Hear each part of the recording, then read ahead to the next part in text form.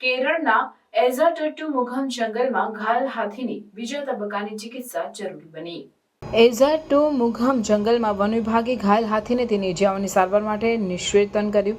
Doctor Arun ઝકારિયા સહિતના ડોક્ટરોની team હાથીના ઘાવોની સફાઈ કરી રહી છે। આ જંગલ હાથીનો આ બીજી તબક્કાની ચિકિત્સા છે। હાથીને પ્રથમ વખત ઈજા થતાં વન વિભાગે તાત્કાલિક પગલાં લીધા અને પ્રાથમિક સારવાર આપી। તેમ છતાં ઈજાઓ ગંભીર હોવાને કારણે બીજી તબક્કાની ચિકિત્સા જરૂરી બની। ડોક્ટર ઝકારિયા અને તેમની ટીમ હાથીને ઘાવોને સાફ કરીને તેને ચેપી રોગોથી બચાવવા પ્રયત્નશીલ છે। વન વિભાગ હાથીના સ્વાસ્થ્ય પર નજીકથી નજર રાખી રહ્યો છે અને તેની ચિકિત્સા માટે જરૂરી તમામ પગલાં લઈ રહ્યો છે।